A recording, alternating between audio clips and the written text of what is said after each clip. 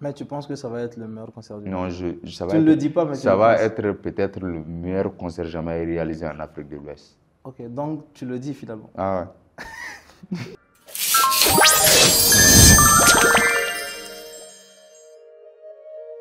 Et dis-moi, c'est quoi le projet dont tu es le plus fier jusqu'à aujourd'hui? Ah, le projet qui m'a vraiment mis. Parce qu'au fait, pour dire, moi je suis un vrai patriote, je peux dire. Ok. Si je peux me permettre de dire. Non, mais il n'y a pas de souci, tu es un Voilà, patriote, voilà. c'est tout à ton J'aime bien honneur, mon pays, j'aime ce Mali, comme nous tous. voilà, Comme nous tous. comme tout le monde. Oui. Et à l'époque où les Maliens avaient besoin de la tranquillité, des messages de réconfort Mhm. et d'espérance, Ok. donc j'ai eu à réaliser un projet avec Petit pixel? non, Ok. avec Prince Diallo Ok. sur le titre Mali Journal. Ok. D'accord. Voilà, c'est la chanson qui m'a vraiment touché lyricalement, les messages, la structuration, l'arrangement, ça m'a vraiment touché. Les instruments qui ont été joués, j'ai essayé, à l'époque, je ne savais pas qu'est-ce que moi je pouvais faire pour contribuer à la sensibilisation, Oui. de la stabilité du pays. Je ne savais pas qu'est-ce que moi je pouvais faire étant musicien ou étant ingénieur de son ou beatmaker. Oui. Donc quand Prince est venu, il m'a parlé du projet, il m'a dit il faut qu'on fasse un son pour le Mali. Je lui ai dit ben, moi je suis pour, mais je n'ai pas d'idée. Quand il a commencé à chanter, automatiquement j'ai composé. Après j'ai vu la nécessité que des instruments soient ajoutés, mais moi je n'avais pas vu le violon traditionnel. Je n'avais pas vu aussi le côté discours du feu président Modibo Keïta, paix à son âme. Donc maintenant, il y a mon manager qui est mon grand frère, Tiema. Lui, tout ce que moi je fais, qui est studio, composition, Oui. quand je finalise, je l'envoie. Tant que lui ne valide pas, je ne livre pas. D'accord. Voilà. Donc quand je C'est l'ai... un peu ta direction artistique. Voilà. Ok. Donc quand j'ai composé, il me dit, tu es où? Je lui ai dit, je suis au studio. Tu es avec Prince? Oui. Il est venu nous rejoindre. Il me dit, vous avez fait un travail de malade. Mais il manque deux éléments. Je ne sais pas c'est quoi. Lui-même, il ne savait pas les deux éléments qui manquaient. Mais il dit, il manque deux éléments. Ok. C'est On très avait- précis quand même. Voilà. On a cherché, on ne l'a pas eu.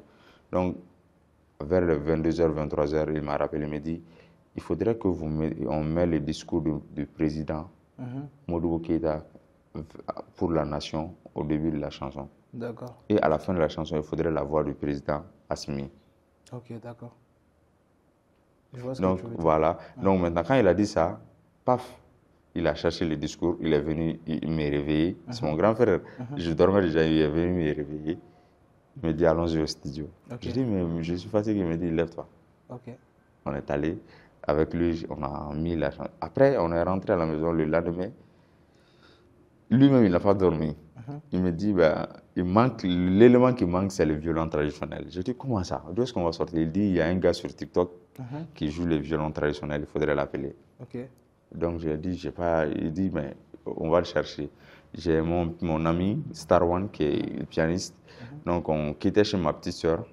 Donc, Star One nous a donné, filé le numéro. On a appelé les gars. Les gars étaient déjà en déplacement. On a fait retarder le projet jusqu'à à peu près un mois. Jusqu'à le gars revienne.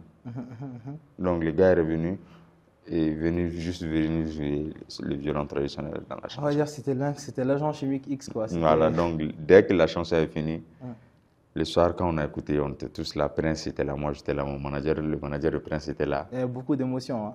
Mais on s'est regardé après, je me suis dit, mais comment Vous on a vous êtes fait des câlins ou quoi? fait Non, je les ai demandé comment on a pu faire ça. Ouais, ouais, Donc, quand la chanson est sortie, carrément, ça a fait un hit. ouais. Ça a fait un hit et à la fois un tube. Donc, je me suis dit, là, j'ai fait quelque chose qui Donc, peut tu es fier. contribuer. Je suis vraiment fier de ce projet. Mais combien de hits tu as fait au total? Ouh Oh non, cite-nous les plus connus. Cite-nous les plus connus. LP Kirikou, Béni, Ok. Palmer Bingini Konomao. Ok. Ah ah, c'est toi qui as fait ça? Euh. Ah, cette chanson m'a fatigué sur TikTok. Hein. Franchement, ça m'a traumatisé. Je voulais plus l'entendre du tout à un moment donné. Yeah. Ok, il y a Palmer Fourou Ok. Et Torno Sam Nyafosare, Djangawale, Djangawale. Ah, la chanson sur Batuli? Ouais, Magnifique. il y a ça. Oui. Mouaved Djabi Baroulingambi. Ok. Il y a toutes les chansons de Prince qui ont fait hit, à part Bamaro. Ok. Ok. Ok. Et il y a Momo Choco, Kouroubé Kouroubé, et beaucoup d'autres chansons. Ok. Et c'est On trop. va pas te fatiguer la C'est tête. trop un Les hits Debeto que- Poutine. Ah, c'est toi qui as fait Poutine? Hein? Ok, Il y a magnifique. Debeto Poutine. Tu vois, le style est complètement décalé. Passer Il y de a Nekonomo Bezuan. à Poutine, c'est. Et il y a Bezuan, Bezuan. lequel? Bezuan, je l'aime bien. Bezuan, tout. J'aime beaucoup sa musique. Ouais, Bezuan. C'est toi qui as fait Matiki? Non, Bezuan, je l'ai fait Bamako. Ok. Je l'ai fait Ouané. Ok. Je l'ai fait quoi d'autre? C'est trop. Ok, C'est d'accord. Moi, je veux savoir, il y a un truc que les gens décrivent beaucoup dans le milieu du rap malien et dans le milieu de la musique, c'est-à-dire les beats qui se font reprendre. Qu'est-ce que toi tu vois ça? Qu'est-ce que toi tu considères être un plagiat en réalité par rapport au beatmaking? Le plagiat, c'est-à-dire on va rien faire dans le beatmaking qui n'a jamais été fait au fait. D'accord. On peut pas. C'est comme genre c'est le même système. Je sais pas comment je vais expliquer ça. C'est-à-dire tout a été fait. Ok, d'accord. On peut rien inventer, on peut juste faire des fusions En fait, vous voulez mettre des éléments ensemble, c'est ça? ensemble et faire de ça une créativité. Ok. Voilà. S'inspirer des autres. Voilà. Parce que moi, je me dis, la frontière est très mince. Voilà, inspiration ni fin, inspiration ni plagiat. Moi, je pense que pour moi, là, au Mali, on mélange un peu, tu vois. S'il faut même qu'on le dise en bambara, il veut son note à ça, des fois, moi, je peux considérer que n'est inspiré ni son, Kassa a inspiré ni son là. L'autre personne va se dire, oh, Kassa nous sont une copiée. En fait, c'est du plagiat. Donc, qu'est-ce que c'est plagiat du Mali, c'est quoi? Non, plagiat est copier-coller. Ok. Ça, c'est lorsque tu fais la copie-coller. Tu as fait la Il y a plagiat. il fallait. Il m'a fait, il fallait. Non, sur les fins, il fallait, tu as juste ajouté un élément ou tu as enlevé un élément ou bien tu es fin de la télé à la fin de la sonnerie. Ok. Mais les trucs sont là. Mais Ça, c'est l'inspiration est du Mali. L'inspiration, ça, c'est s'inspirer de quelqu'un. Oui. Ça, c'est lorsque quelqu'un t'inspire. Par exemple, moi, je suis un gars qui a toujours été inspiré par Dr. Dre. Ok, d'accord. Mais Nini Plateau, peut-être, je ne l'ai jamais dit. Non, moi, j'allais te demander. Ouais. J'allais te demander tes sources d'inspiration. Ouais. Quels sont les beats Moi, makers qui Dr. Dre, t'inspirent? c'est mon référence. Mais Dr. Dre, il fait que du rap, je crois. Ouais. Il fait que Quand du rap. j'ai dit c'est mon référence, je me vois dans lui aux États-Unis. Ok. Le premier beatmaker à faire un album aux États-Unis, c'est Dre. Ok, d'accord. Si tu vois que ici, nous-mêmes, on parle de beat là, c'est Dre. Mais dis-moi, non, dis-moi en plus. Je pense que tu as beaucoup de choses intéressantes à dire. Voilà, par rapport à c'est Dre. Donc je veux dire que, je me dis que ici, qu'est-ce que moi je peux faire qui va me faire ressembler à Dre? Ok. Tu veux te rapprocher le plus de son modèle. Voilà. Ok. Donc c'est pas en le copiant ou bien c'est pas en faisant ce qu'il fait exactement. Ok. Non. Mais ici, moi je suis en Afrique, il est en Europe. Ok. Il est en Amérique, je peux dire. Oui. Et ici, moi j'ai des instruments traditionnels. Ouais, donc toi, tu utilises ces instruments traditionnels Moi pour faire j'utilise. de l'original. Voilà. Ça, Ce c'est que lui il n'a pas. Mhm. Et ce que lui ne peut pas faire. C'est vrai. Donc toi, tu écoutes son style de musique et tu te bases sur, on va dire, un ou quelques beats de lui. Et ça, Non, ou c'est bien pas ça. Explique-moi un T'as peu. pas compris. C'est-à-dire, quand je dis je m'inspire de lui, c'est pas côté tout le temps côté musical, mais même côté structuration, Ok, d'accord. côté protection, tout. Ok. Tu vas voir qu'aux États-Unis, il y a des beatmakers protégés, mais plus protégés que Dre. Protégé, c'est-à-dire? C'est-à-dire protégé juridiquement, protégé financièrement, tout, plus protégé que lui. J'essaie de le ressembler de ce côté, mais à la africaine. Comment tu vends, quand tu fais un album de beat, comment tu rentabilises? C'est quoi la protection en fait? Tel beatmaker est protégé et l'autre n'est pas protégé. C'est quoi la différence? Il faut juste prendre l'un de mes beats et essayer de chanter là-dessus. Qu'est-ce qui va se passer? Eh ben, tu vas te retrouver au tribunal peut-être, sans mon autorisation. D'accord, je vois. Mais les albums de beat que tu fais, qu'est-ce que tu en fais? Tu les vends à d'autres artistes? Ouais, bon, à la base, je n'ai produit qu'un seul album de beat. Ok. Ça, non, pas un album début. Je n'ai produit qu'un seul album qui est sorti le 20 mai Ok. 2022, Ok. 2023, pardon. Mhm. Et bientôt, ça va faire une Une année. qui est en vente sur Ampere, dont j'ai titré Jungle. Ok. Donc, dans lequel j'ai fait appel à beaucoup de rappeurs, beaucoup d'artistes, Mhm. musiciens, compositeurs, beatmakers et arrangeurs, Ok. et même les ingénieurs de son Donc, tu l'as fait un peu plus à la DJ Khalid ou à la Dre? à la Dre. Ok. Parce que Dre seul, dans ses albums, vous allez voir que c'est pas lui seul qui compose tout. Quand il compose des chansons, Jay-Z qui est un rappeur, des fois, et Eminem qui est un rappeur, ils peuvent les faire appel, Il peut leur faire appel voilà, pour pour qu'ils composer. viennent juste pour donner leur avis par rapport au projet.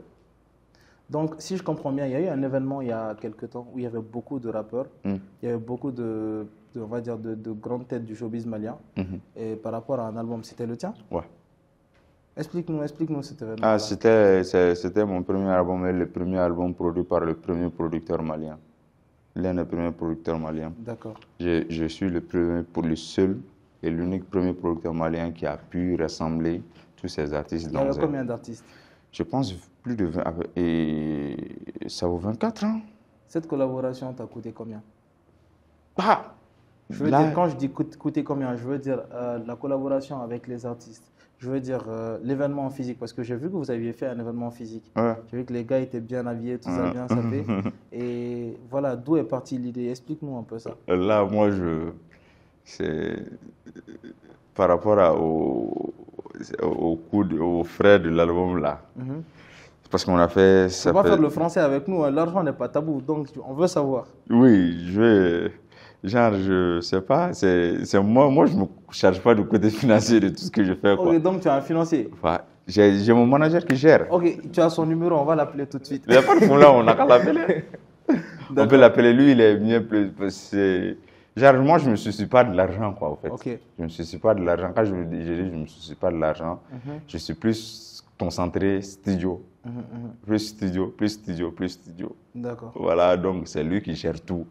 Donc, le budget jusque-là, je ne sais pas, ça nous a coûté combien. Je vois exactement. Si j'avais même une idée, j'allais le dire, mais je sais que quand même, ça tourne autour de, je peux dire, ça tourne autour de 5, 6 millions.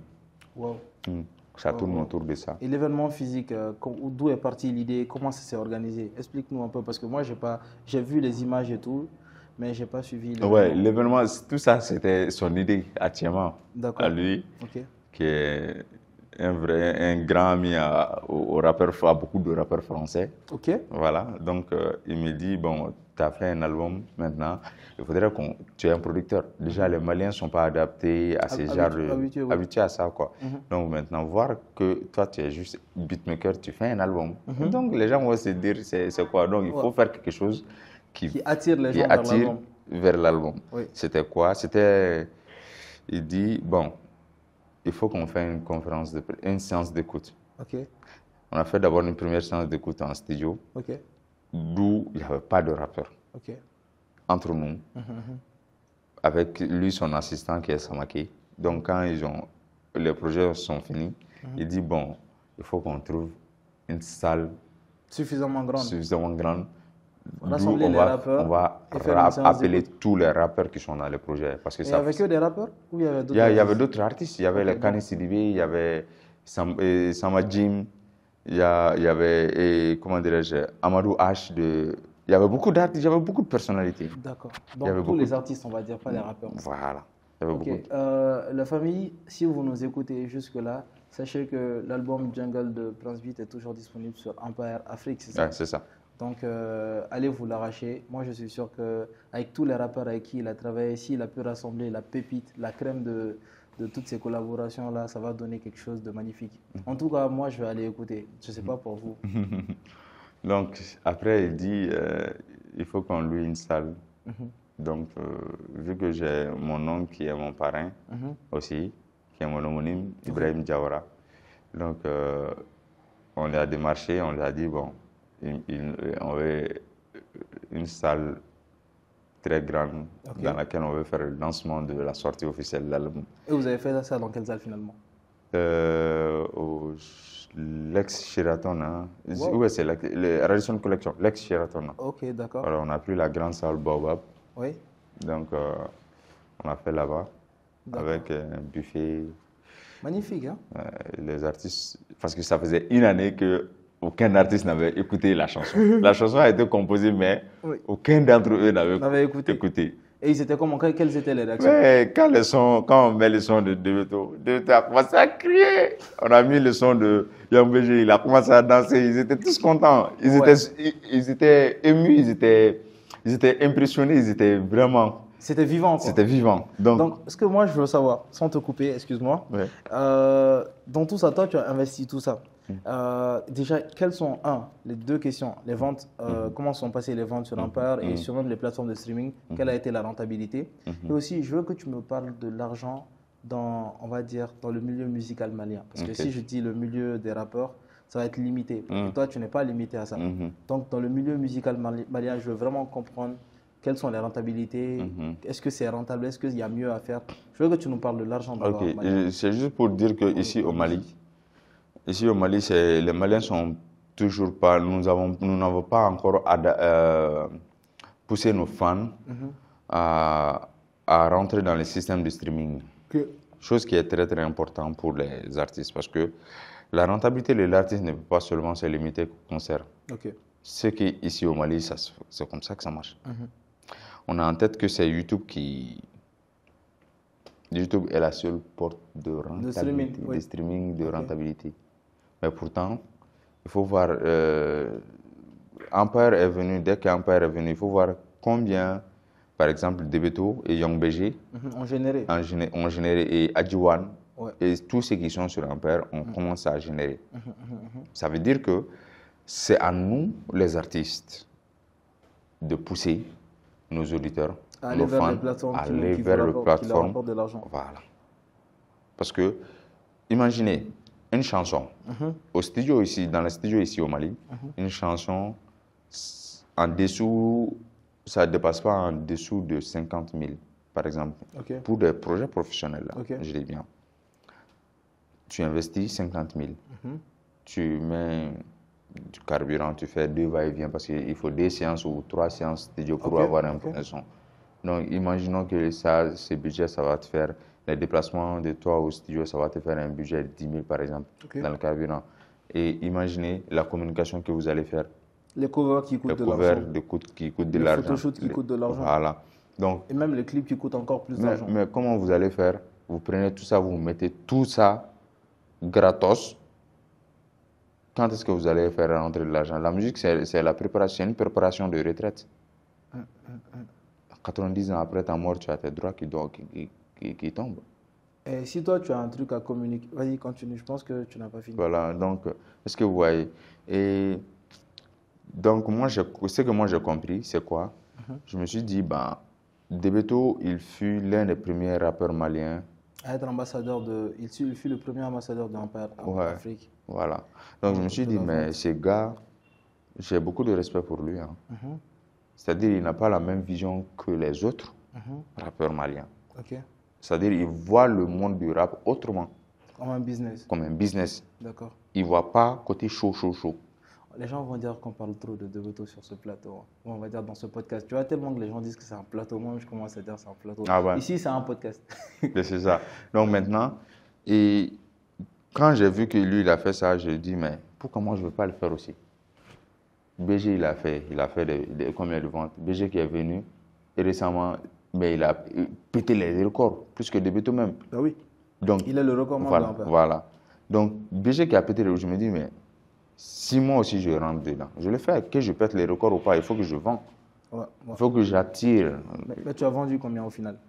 Je ne me rappelle pas, à moins que si on fouille dans mon téléphone. On va checker, peut-être qu'on va mettre le truc en bas. Voilà. Donc, moi, je trouve que c'est très intéressant ça.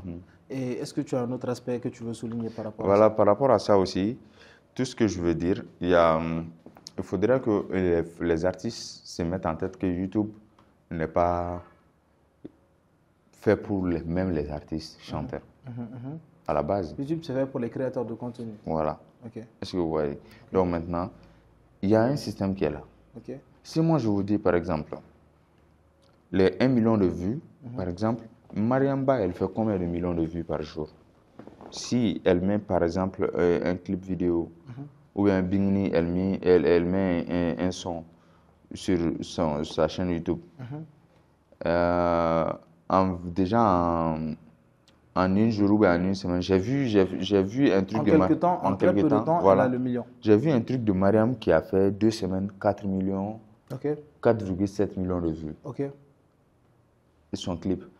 Donc, mais imaginez, si Mariam avait vendu ça sur Ampère à raison de 200 francs, ça allait l'apporter combien? Pas mal d'argent. Faites le calcul, ça va, c'est dans les à peu près... Non, bon, beaucoup plus que 8 c'est millions. Dans les 200 et quelques millions de francs CFA. Oui. Avec une telle somme, est-ce que Mariam aurait besoin de tout le temps se casser la tête sur les réseaux? Non. Ampère est là pour ça. Ouais. Il faut qu'on apprenne à consommer malien, qu'on se fait confiance. Oui. C'est des systèmes qui peuvent même concurrencer YouTube dans le jour à venir. Ça, c'est très ambitieux, mais après, on va dire pourquoi pas. Moi, j'ai espoir.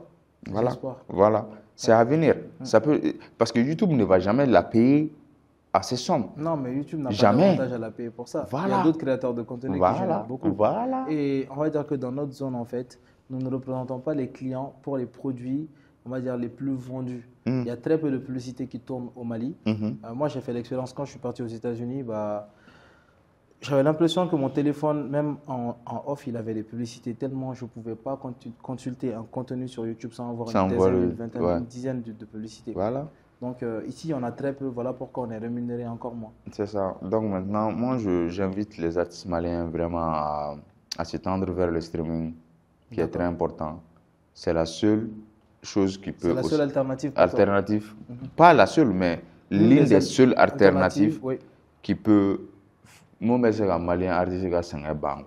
alternative, mais si c'est pas ça, il boulot. Ça, c'est les créations de concepts.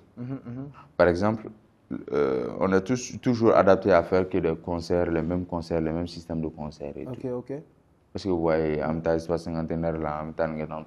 mais c'est les mêmes scènes qu'on voit tout le temps. C'est vrai. En même temps, on voit l'artiste en plein. Il n'y a pas de spectacle. Un concert, c'est un spectacle. Il faut présenter, il faut des danseurs, il faut des danseuses. Il faut voir les Congolais. Il faut un show. C'est-à-dire, le show de comment quoi. Il faut un show quoi. Si tu es un rappeur, fais des décorations sur la scène de rap. Fais un concert à la BT Awards. Non, je suis d'accord. Vous êtes d'accord avec moi? Tout à fait. C'est un peu ça. C'est la raison pour laquelle Elan t'a donné. Je suis en train de me préparer pour le concert de mon album, dédicace de l'album Jean. Excellent. Et je sais que je ne dirais pas que ça va être le meilleur concert du Mali. Parce que j'ai déjà fait le meilleur album du Mali. Mais tu penses que ça va être le meilleur concert du Mali? Non, tu ne le dis pas, mais ça va être peut-être le meilleur concert jamais réalisé en Afrique de l'Ouest. Ok, donc tu le dis finalement. Ah ouais. Parce que voir un beatmaker faire un concert, les gens ne vont pas comprendre, mais ils verront. Donc tu vas amener ton piano et tous tes instruments sur place. Peut-être que je ferai même un concert, un spectacle avec tous les beatmakers du Bamako, tous les beatmakers du Mali, tous avec leurs claviers. Et on va faire un spectacle avec tous les artistes de l'album aussi. Tout est possible. J'espère que j'aurai mon pass en tout cas. Inch'Allah. Ça c'est excellent.